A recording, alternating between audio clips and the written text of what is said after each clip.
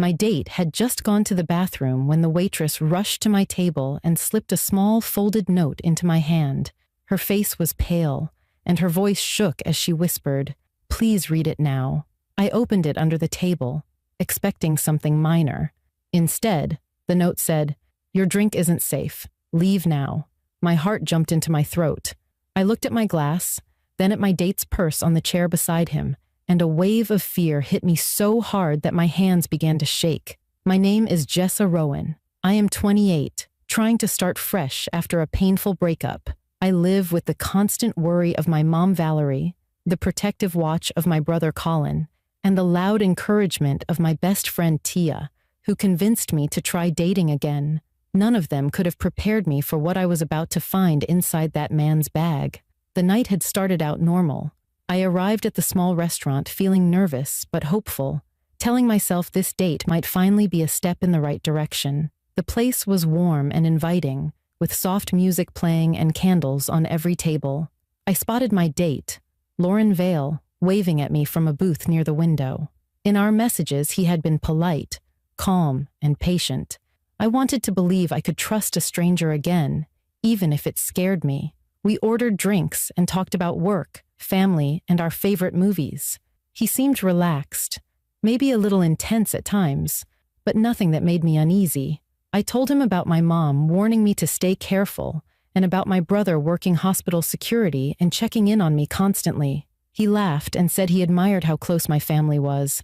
For a moment, I let myself believe the night would be simple. When Lauren excused himself to use the bathroom, I pulled out my phone and saw a message from Tia. "If he's weird, blink twice." I smiled at the joke and set my phone down. That was when the waitress appeared beside me faster than I expected. Her hands shook as she placed a folded note under the check holder. She did not look at me long. She just whispered, "Do not drink anything. I promise you, this is important." Then she walked away so quickly it made my pulse race. I unfolded the note under the table. Reading those words felt like ice sliding down my back. I glanced at my drink. Nothing seemed wrong, but the warning had come from someone who looked terrified. I did not know what to do. When the bathroom door opened and Lauren started walking back toward the table with a calm smile, fear washed over me in a way I could not ignore. His purse-like satchel hung from his shoulder as he slid into the seat, unaware that everything had shifted. As he talked about the menu, I could not take my eyes off the glass or the bag beside him. Something inside me whispered that I needed to be careful, that the danger was real, and that this night was not normal anymore. If you're watching this, make sure to subscribe to the channel and comment where you're watching from so I can welcome you. The moment Lauren returned to the table, I felt something shift inside me, as if the air had thickened and the soft lighting in the restaurant had turned harsh. He sat down with an easy smile, unaware of the note hidden in my hand under the table.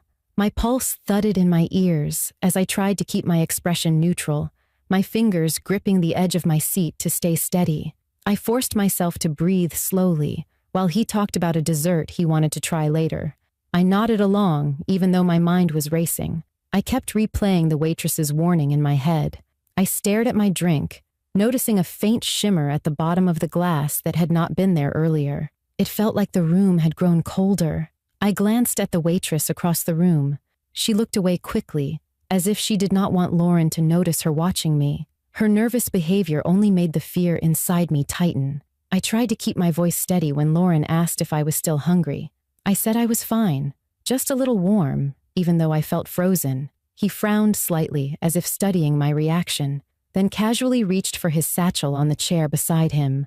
As he lifted it, something inside shifted and made a soft clinking noise. My stomach tightened instantly. Before I could process that sound, the satchel slipped from the chair and fell onto the floor. A small clear bottle rolled out and stopped near my foot. Lauren reacted too slowly for it to seem like a harmless accident. I bent down before he could stop me and picked up the bottle. The label was partly scratched off, but I recognized the shape because my brother Colin had shown me what these bottles looked like when he warned me about drink tampering cases from the hospital. My fingers trembled as I held it. I forced a smile and handed the bottle back, pretending not to notice the alarm bells going off inside me. He snatched it quickly and shoved it into his bag with a stiffness he tried to hide. The tension in his jaw deepened for a moment before he softened his expression again.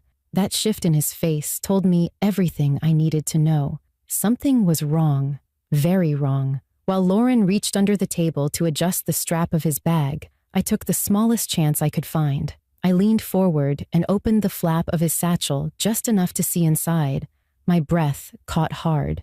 Along with the bottle I had just seen, there were 2 more identical containers lined neatly in a pocket. There was also a folded piece of paper with names written in a clean, sharp handwriting. I recognized none of them until my eyes stopped on the last name, my own, Jessa Rowan, written in dark ink. Beneath the list was a small phone I did not recognize. The screen lit up from the movement, and I saw a photo on it. It was a picture of me taken earlier that evening as I walked toward the restaurant. I had not noticed anyone watching me or following me. I sat frozen for a long second, shocked that he had taken a photo of me before our date even began. My mouth went dry as the truth settled hard in my chest. This was not a simple date. This man had planned something. When I slowly lifted my eyes, Lauren was already watching me. His smile had faded, replaced by a look I could not read fully. It hovered somewhere between suspicion and calculation. He asked if everything was all right, his tone soft but tight. I pulled myself together and forced a small laugh, pretending I had only dropped my fork. He nodded, but I could tell he sensed something had shifted. He leaned back and relaxed a little, but I knew he was paying close attention to every move I made. The waitress passed by again, placing a tray on the table behind us, and her eyes flicked toward me with worry. That look told me she had seen this behavior before. I placed my hands on my lap so Lauren would not see them trembling. The restaurant suddenly felt too quiet, too small, too close. Every instinct I had screamed at me to get up and run, but I also knew leaving abruptly might trigger him. I needed a plan. I needed to get out safely without letting him know that I knew the truth. I took a slow sip of water and forced myself to breathe evenly as I built a plan in my head. I reminded myself of my brother's advice to stay calm until I had a clear chance to move. I knew one thing for certain now. I was not staying with this man for another minute longer than I had to. My mind raced as I sat across from Lauren, pretending to stay calm while my heart kept pounding against my ribs. I knew I needed to get out of the restaurant without causing suspicion, but every move felt dangerous under his quiet, watchful gaze. I kept thinking about the bottles, the photo of me on his phone, and my name written on that list. I reminded myself of what my brother always told me: stay steady until you reach a safe place. I forced my breathing to slow and looked up at Lauren with a soft smile, hoping he could not see how close I was to shaking. I needed to act like nothing was wrong, like the note from the waitress had not warned me, like I had not just uncovered something terrifying in his bag. I folded my hands together and said as casually as I could, "I think I need to step outside for some air. This place feels warm." Lauren's expression flickered in a way that made fear crawl back up my spine. He sat up straighter and said, "I can come with you." The firmness in his tone made my stomach twist. I knew if he followed me, I would not get away. I kept my voice light and added, "No, it's fine. I'll be quick." I reached for my purse, making sure the bottle I had taken from his bag was tucked safely inside. I stood up slowly, keeping my posture relaxed even as my legs tensed to run. Lauren's eyes followed me in a way that felt wrong, the kind of stare that studied every step I took. I forced myself not to rush. I walked toward the entrance like a normal customer stepping out for fresh air. Only when I pushed through the front door and felt the cool night breeze hit my face did I allow myself to move faster. I looked behind me briefly to make sure Lauren was still at the table. For the moment, he stayed seated. That gave me the seconds I needed. I stepped onto the sidewalk and pulled my phone out with shaking hands, immediately calling my brother Colin. When he answered, I whispered, "Something's wrong. I found bottles. My name was on a list. I think he put something in my drink." Colin's voice sharpened instantly. He told me to get into a public place with people and lock the door if I could. I scanned the street and spotted a convenience store on the corner with bright lights and a few late shoppers inside. I hurried toward it, pushing through the door with my heart racing so hard it felt like it echoed in my ears. Colin told me to stay on the call, keep talking, and stay where there were cameras and witnesses. I moved toward the back of the store near the refrigerators where I could watch the front windows without being too visible. My breath was unsteady as I tried to make sense of how quickly the night had changed. Moments later, through the glass, I saw Lauren step out of the restaurant. His posture was different now. His shoulders were stiff, and he scanned both sides of the street with slow, deliberate movements. When his eyes passed over the convenience store, my chest tightened. I crouched slightly behind a display shelf, still keeping the phone against my ear. Colin told me to stay low and stay quiet. Lauren walked a few steps, checking the alley beside the restaurant, then looking across the street as if trying to guess which direction I went. The uncertainty on his face lasted only a moment before he started walking toward the sidewalk, scanning the area like someone hunting for something that belonged to him. I gripped the phone harder. Colin told me officers were already on the way and would meet me inside the store. I kept my eyes trained on Lauren's movements. The fear inside me grew heavier with every step he took closer to the street I was on. The store lights reflected faintly on the windows, making it harder to tell if he had noticed me. He stopped directly across from the store, pulling his phone from his pocket and staring at the screen as if checking something. Then he looked up again, his eyes tightening as he studied the area. I swallowed hard and stayed still. I reminded myself I was not alone. I was in public. People were around me. Help was coming. All I had to do was hold on until it arrived. For the first time since the waitress gave me that note, I felt a hint of hope break through the fear. I had made my move. I had left the table. I had acted before he could. Now I only needed to survive the next few minutes. I stayed crouched behind the display shelf, whispering to Colin through the phone as I watched Lauren stand across the street, scanning every doorway and shadow like he was trying to track my steps. Backward. My breathing felt uneven, but I forced myself to stay still. The convenience store felt safe, but only because he had not seen me yet. The bright lights overhead hummed softly, and the cashier looked at me with concern when he noticed I was hiding, but I pressed my finger to my lips, begging him silently not to make a scene. Outside, Lauren paced a few steps before lifting his phone again, scrolling quickly as if using it to locate me.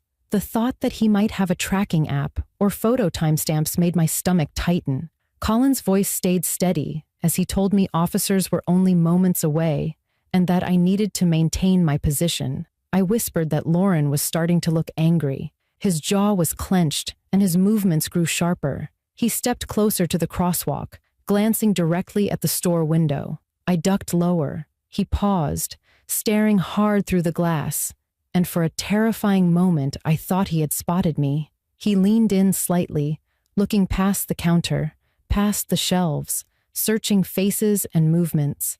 I held my breath until my chest ached. After a long second, he stepped back, frustrated, and ran a hand through his hair. He scanned the sidewalk again, then turned to look behind him toward the alley. Just when I thought he might walk away, the store's door chime rang. The sound jolted me so sharply that I nearly dropped my phone. I peeked over the shelf, terrified he had come in, but it was an older man buying cigarettes. Still, the noise made Lauren whirl around and look toward the entrance again. His pacing grew tighter, more agitated, like he knew he was running out of time. A young woman walked past him on the sidewalk, and he jolted toward her with a quick step before stopping himself. She gave him a confused look and kept walking, leaving him standing rigid in the warm glow from the streetlights. Colin heard me whisper what I saw and muttered that officers were pulling up on the opposite corner. I looked through another section of shelving and saw two uniformed officers approaching the intersection from the left. Their calm steps contrasted sharply with the panic rising inside me.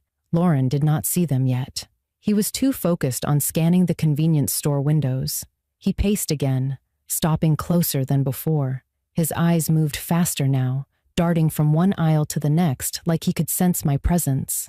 My throat tightened as he stepped directly across from the store's entrance. That was when one of the officers approached him from behind. the officer called out to him in a firm voice. Lauren turned slowly, and I watched his expression shift into something cold and calculated. He said something to the officer, but I could not hear the words.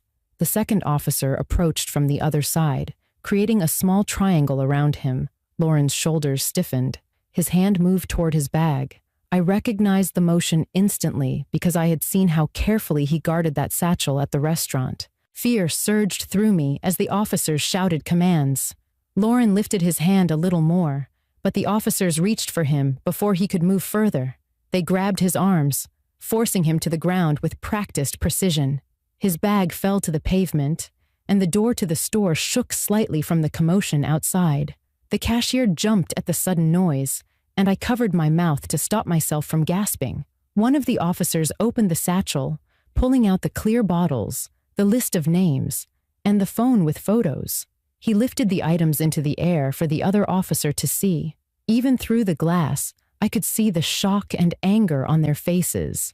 Lauren twisted on the ground, trying to turn his head toward the store window as if still searching for me. His eyes locked on mine for a split second. The expression on his face changed from calculation to something darker, something that felt like a warning. A cold shiver moved through my body. The officers pulled him to his feet and led him toward the patrol car, keeping their hands firm on his arms.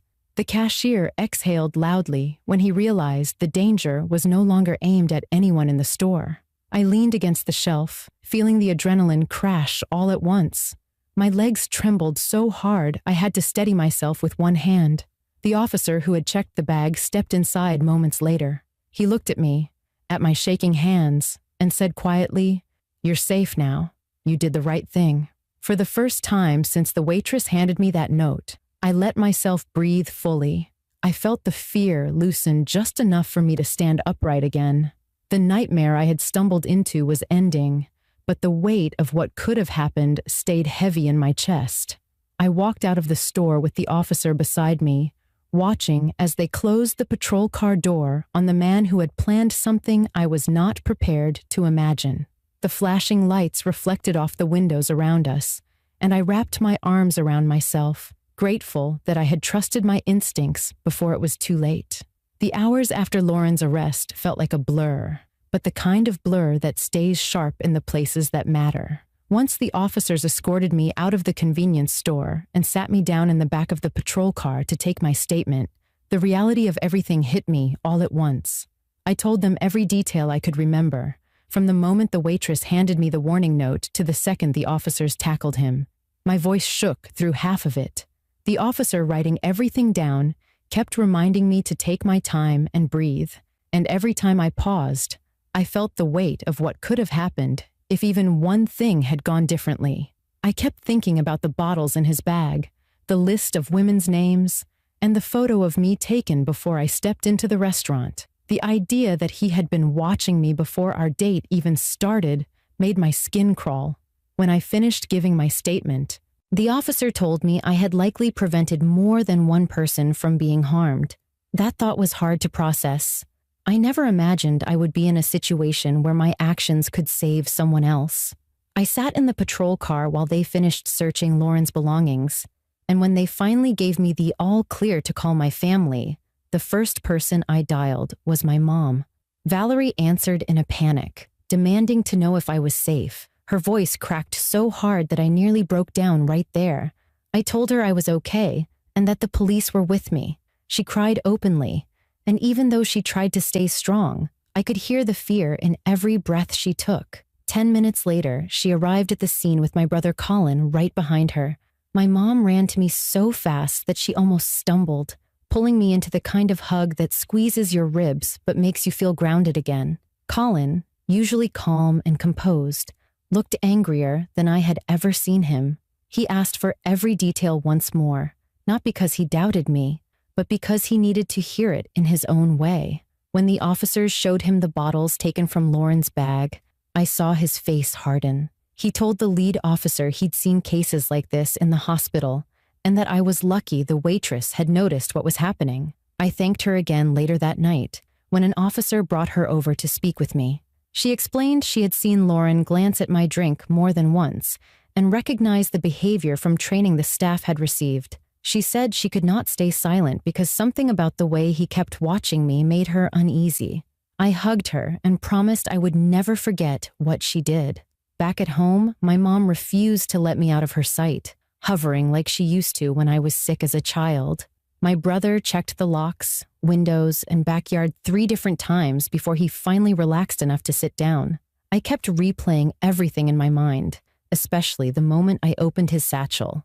Knowing my name had been on that list still made my stomach twist. Over the next few days, detectives contacted me with updates. They told me that my statement, the bottles, and the list of names connected Lauren to several open investigations. Some women he had gone on dates with had reported strange behavior, but lacked proof. Others had gone missing in nearby towns. The evidence in his bag opened all those cases again. Knowing that my actions helped uncover the truth about him brought me a strange mix of relief and heaviness. I was grateful to be safe, grateful the truth had come out, but it hurt to think about the women whose endings were not as fortunate as mine. I told myself I would carry that awareness forward, not out of fear, but out of respect for how fragile trust can be. In the weeks that followed, I healed in pieces. I talked through everything with my family, and I met with a counselor Colin recommended through his hospital. I deleted the dating app, not because I wanted to hide, but because I needed time to reclaim my sense of security on my own terms. I found myself appreciating the smallest things, like the walk from my porch to the mailbox, or the way my mom insisted on making me tea every night. I looked at life differently now, not with fear, but with a deeper understanding of how quickly things can shift when you are not paying attention. The last time the detectives called, they told me I had been the deciding factor in preventing further harm. I hung up the phone and let myself breathe in the safety of my living room, grateful for the chance to keep living a life I almost lost. And when I finally felt ready, I sat down to record this story, not to scare anyone, but to remind people to trust their instincts, to listen when something feels wrong, and to never ignore that small voice inside that tries to protect you. If you made it to the end of this story, hit subscribe and tell me in the comments where you're watching from, so I can personally thank you for being here.